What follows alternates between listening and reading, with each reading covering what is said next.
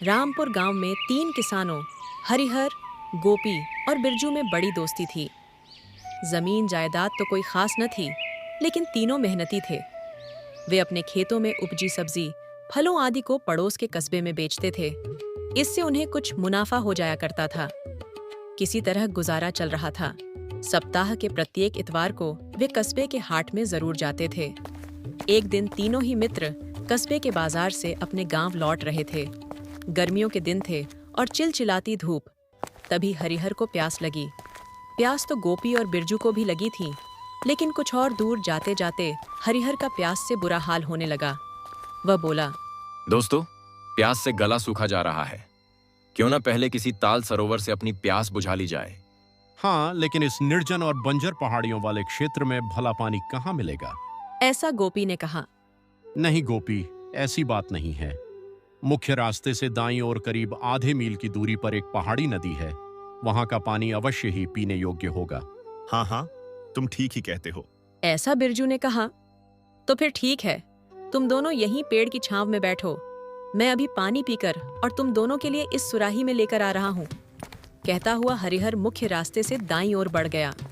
वास्तव में कुछ ही दूरी पर छोटा पहाड़ी नाला था, जिसका जल छोटे छोटे गड्ढों में जमा हुआ था। स्वच्छ जल देख हरिहर की प्यास और तेज हो गई। उसने पेट भर पानी पिया और फिर मिट्टी की सुराही में कुछ पानी लेकर वह जैसे ही पीछे मुड़ा, सहसा उसे अपनी आंखों पर विश्वास न हुआ। सामने कांसे की एक सुराही थी, जिसमें कुछ सोने चांदी की मोहरें पड़ी हुई थीं। कुछ मोहरें भूमि पर बिखरी पड़ी थीं। ऐसा लग रहा था मानो वह सुराही पानी में डूबी हुई थी, जो जल के सूखने से ऊपर उभर आई हो। एक साथ इतना धन देख हरिहर की खुशी का ठिकाना न रहा। अब वह एक धनी आदमी बन चुका था, लेकिन तभी उसे बिरजू और गोपी की याद आई। मन में एक विचार कौंधा। यदि मोहरों की चर्चा गोपी और बिरजू से की, तब तो इस समस्त धन के 3 हिस्से हो जाएंगे।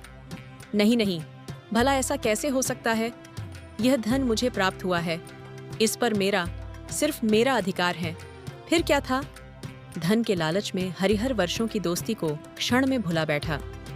उसने मोहरों वाली सुराही को एक अन्य स्थान पर रेत से ढक दिया और पानी की सुराही लेकर तेजी से उस पेड़ की ओर बढ़ा, जहां बिरजू और गोपी उसका इंतजार कर रहे थे।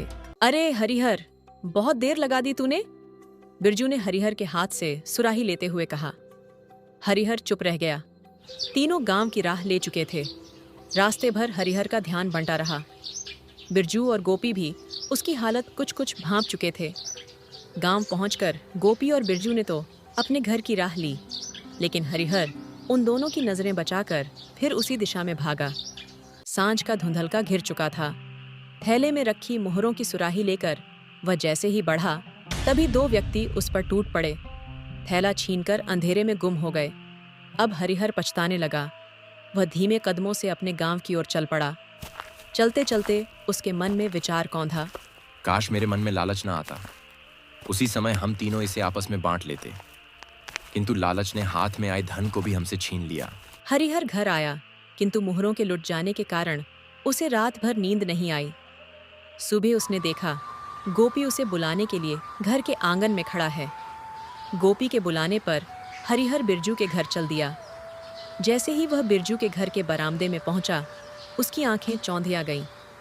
सामने सोने की मोहर पड़ी थी, जो 3 हिस्से में बटी थीं। उसे देखते ही बिरजू ने कहा, आओ, कल के व्यापार में जो मुनाफा हुआ उसे ले लो। बिरजू की बात सुनकर और मोहरें देखकर हरिहर हैरान था। बस इतना ही कह पाया, किस बात का मुनाफा? कल जब हम गांव लौटने को थे तो अपने घर जाने से पहले ही तुम फिर उसी रास्ते पर चल दिए जिधर से हम आए थे। तुम्हारे वापस जाने से हमें शंका हुई और थोड़ी देर बाद हम तुम्हारे पीछे हो लिए। रास्ते में तुम मोहरों से भरी सुराही को थैले में डालकर ला रहे थे, तो हमने अंधेरे में तुम पर आक्रमण किया और सुराही लूट ली। हमारा उद्देश्य तुम्हें सबक सिखाना था। गोपी ने मुस्कुराते हुए कहा। गोपी की बातें सुनकर हरिहर झेंप गया और उसने अपना सिर नीचा कर लिया। काफी देर तक मौन रहने के बाद उसने धीरे से अपना सिर उठाया। धीरे स्वर में कहा, दोस्तों, वाकई मेरे मन में लालच आ गया था। लालच के कारण मैं अपने मित्रों को समझ न सका, किंतु तुम दोनों ने मित्रता की पहचान करा दी। यह सबक हमेशा मुझे रहेगा।